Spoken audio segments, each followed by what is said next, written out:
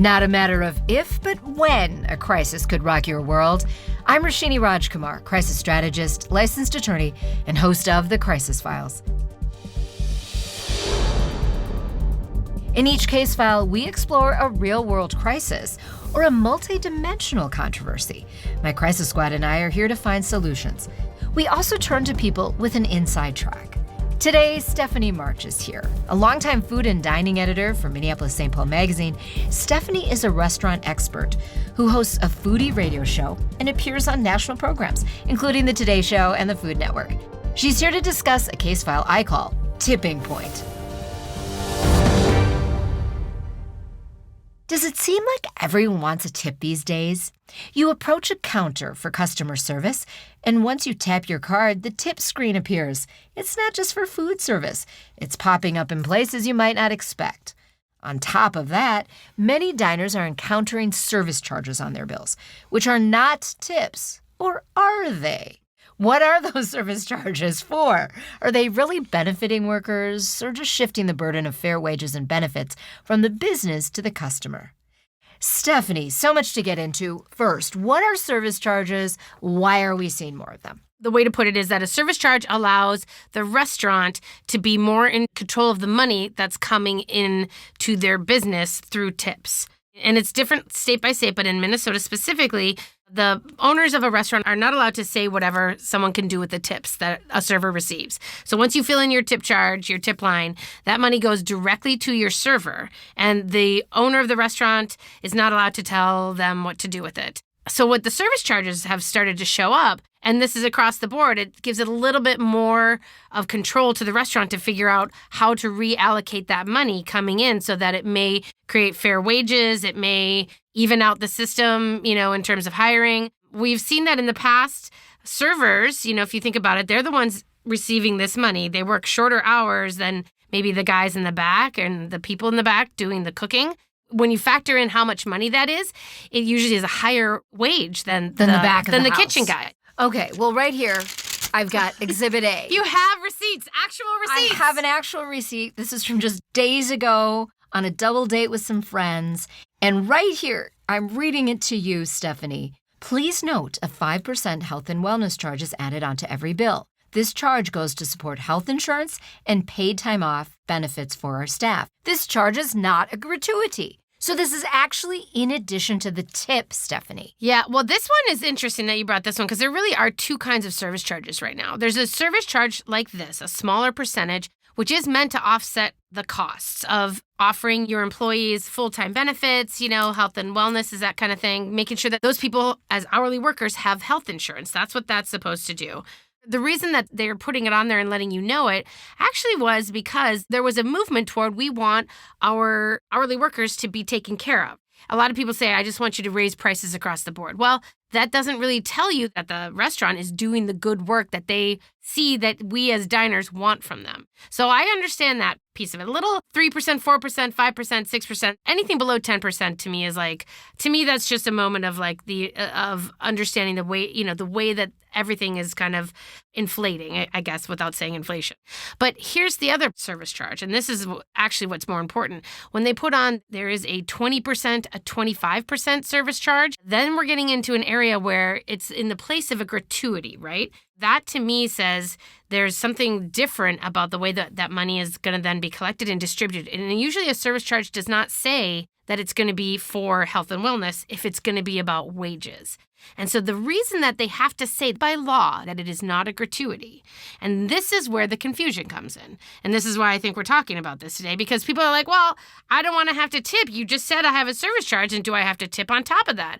All of a sudden, there's all this crazy math that you, after 3 drinks and a chimichanga, you have to suddenly figure out what is the money. Your brain is just on carb and sugar overload. You're just having a good time, and all of a sudden you're asked to do math? The problem comes is that gratuity is such a loaded word, and tipping is such a loaded word now. Exactly. Here's the thing. Did a lot of this start with the COVID pandemic and restaurants shutting down and really going under, or was this percolating prior to COVID? this was actually percolating before COVID. Before COVID, there was already a labor shortage of hospitality workers. You found people, all of a sudden, they were like, I can't find anyone to work, and I can't find any of the kitchen guys. So here's what was happening. 2017, 18, 19 was people weren't wanting to work in kitchens. And if you think about it, it's the hardest, sweatiest, longest job. And it basically you get, you were kind of getting below rate, minimum Just wage. no respect. Right. Well, and I mean, respect, but minimum wage. Like Minimum wage. You know what I'm saying? So, and then you have the servers, the front of house staff is working shorter hours. It's not as hot. And they're making, let's say like in the pre-pandemic, there was a big push to get the minimum wage to go up. And that was going in Minnesota. They were stepping up to the $15 an hour. So pre-pandemic, that was already sort of churning. But guess what? Most back-of-house guys were sort of already getting more than $15 an hour. There was an $18 and $19 because people were trying to get them to stay. Meanwhile, servers in the front, though, are making, maybe they're making $10 an hour, $11 an hour, but they're pulling in tips. They're getting the tip. Historically, it has been where the tipped money is what they live on. So I would say that historically, you don't necessarily see the actual dollar per hour as anything more than paying the taxes on that tipped money. So a lot of times people would just get zeroed out checks. And that's not every case, of course. There's, some servers at high-end steakhouses, they could make $70,000 a year, whereas some people in, little breakfast and lunch joints, they are barely cutting, making enough like 30 grand a year. So it's definitely a spectrum. This is a spectrum, and I wish that the United States could be like Australia, which the last time I was there, Australians were saying to me, we hate it when you Americans come to town and eat because you tip. Yeah. We don't tip here. Well, most Europe and Japan, most countries other than America tend to not tip. They pay people higher wages. They take care of them in different ways. So they are paying fairly in these other restaurants. Yes. Why can't that be the aspirational goal or just the goal in our country, Stephanie? When I was in Japan and I was like eating everywhere and it was just like, here's the bill and there you go. And it's so nice. Here's like the roundup and you don't have to do a lot to it. And that's a nice freedom, to be sure. It's so entrenched, and we all thought the pandemic would actually reset it, which is why you're actually seeing more service charges now, because people were trying to say, take the reset. There were certain restaurateurs in our cities that said, hey, it's never going to work if we just do it. We have to make sure that everybody does it. And so then we had the moment, and a lot of people came back and said, we're going to abolish tipping. This is the thing. We're going to go to a service charge so that we can spread the money more equitably, so that your back-of-house people, your front-of-house people, they can all realize this money that's coming into the restaurant, and we can make it an even distribution. That hasn't quite gone according to plan. It hasn't gone according to plan. And here's the funny thing about us in the great North, Midwest, Minnesota thing. So people were saying we're going to take the tip line off, no tipping. It's all included or whatever. And so it's like, great. But then there's people like, well, I really want to leave a tip. I really loved Bobby Sue over here. She's amazing and she deserves something. And so I want to leave her a tip. They want to be generous. They want to take care of their people. And so then all of a sudden, a restaurant that says we're eliminating tipping because of its moral implications and we want to be fair, all of a sudden says, well, we're going to add a tip line because if you want to add a tip, you should be able to. Well, in Minnesota, we have a guilt problem and we want to be the best people we can be. And so the pressure to put a tip on with a tip line, even though it says you don't have to, is enormous. And the worst part is we are the kind of people who are going to say, you know what, I'm just going to add the tip. And then you do the tip, but then you won't come back. You won't tell them you won't come back. You just won't come back. Right. And that's the problem. And I've been that person who, when I see a 20% service charge and someone has given me some indication that that is actually not a gratuity, yeah, how little do I really want to tip on top of that? But then I don't want to seem cheap. See, you don't So want I do tip, but guess what? I won't go back. There are very few restaurants that I will then go back. I have to love them beyond love. Now, I wish I had Exhibit B here. Yeah. I don't. I only have A. Yeah. The very same day of this receipt, earlier in the day, I actually had lunch out, and it was one of those restaurants in the Minneapolis area that has a low percentage service charge, but there's no tip line. So should that tell me not to tip? Because I've been tipping at that location. Oh, if there's no tip line, do you carry cash? Good for you. I don't really carry a lot of cash. No, okay, because I actually just add it to the signature page. My feeling that if they don't have a tip line, then that is the policy of the place, and it's not up to me to then buck that policy unless I've got $20 that I want to press in that server's hand or whatever and say, you were just spectacular. You know what I mean? Love you.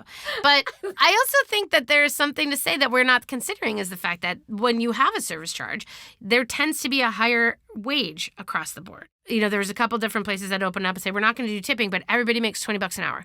And it's equal. Like the servers, the waitstaff, the You kitchen. can know what your money is going to be every week, every month. Yeah. No matter what role you play here. Yeah. We still want you to be the best of the best in your role, but we're not going to play favorites in this location. And think about how that takes the pressure off of if you can't work Friday nights. No longer, it used to be where Friday night was, or Saturday night because of tips, Big tip might night. be the one that makes your rent for the, month or whatever. But now, if you're making the same amount and you're guaranteed a certain amount of hours and it's treated like a normal job, a typical job, then your Tuesday night can be as profitable for you as your Friday night. And so, wait a minute, you might have a life. Well, Stephanie, yes. Shut up. We want you to have a life. The other thing we want here at the Crisis Files is for those restaurants that are being equitable and not trying to play favorites with their employees.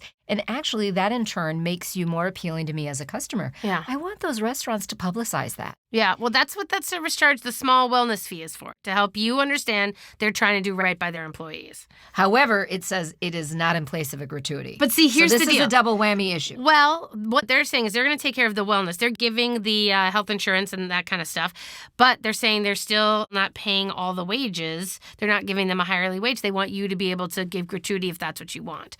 Gratuities always, by the way, are always optional. Yes. And And that's why the word gratuity. I know. It's but a that's little the extra. But also the problem is that we've substituted that for wage. That is the biggest problem. Is that That is the we've bigger issue. We now understand that this is like part of somebody's living wage to have a gratuity. And so it sort of becomes a moral choice and less of like, oh, wow, she was a great server. She was so funny. She laughed. She told great jokes. Here's $20, or $50.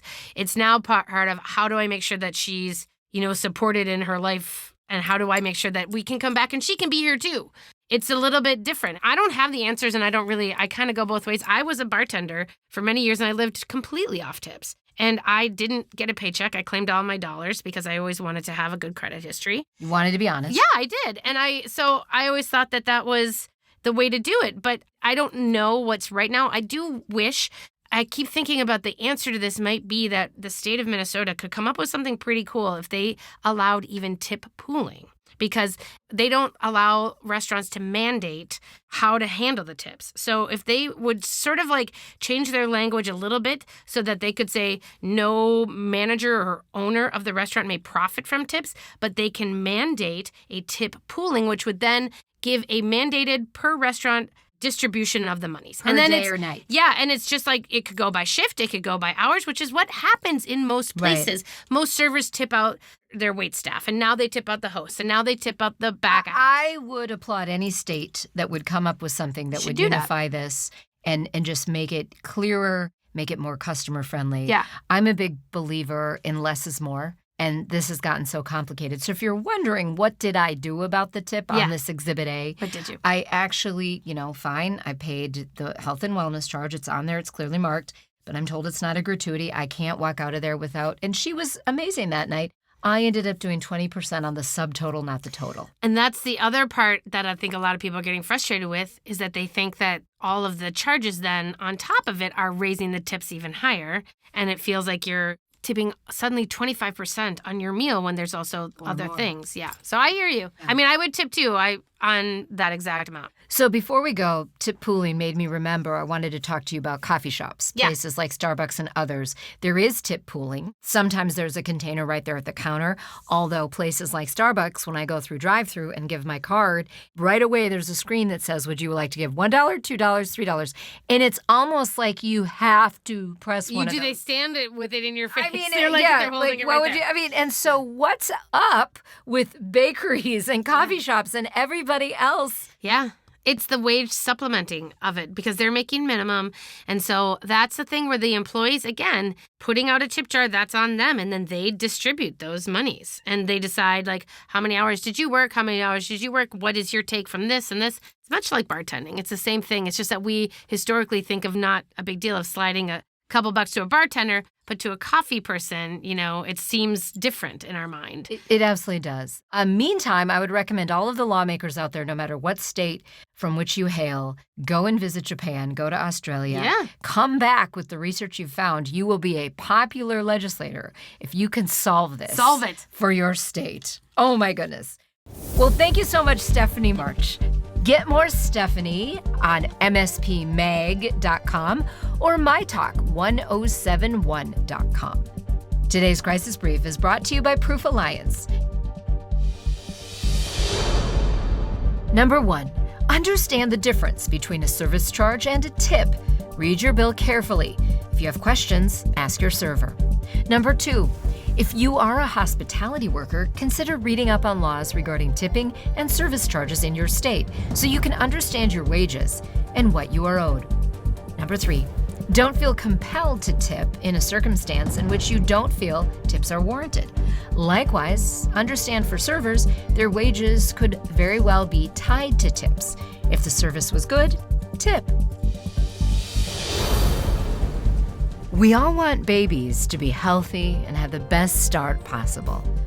Avoiding alcohol while pregnant or trying to become pregnant is the first and most crucial step. Want to do more to support healthy babies? Get to know Proof Alliance. Visit proofalliance.org. Thank you to our podcast producer, Kim Inslee, and audio engineer, Tom Hamilton. Please rate and review The Crisis Files on your platform of choice so others can listen for crisis prevention information. Catch up on all case files at thecrisisfiles.com for the show archive plus special videos. Subscribe to our YouTube page on thecrisisfiles.com. Follow us on Instagram at The Crisis Files. We do not provide legal, financial, medical, or PR advice for particular situations, but strongly recommend you seek out professionals to help with your specific need. I'm Roshini Rajkumar. Join me next time on The Crisis Files.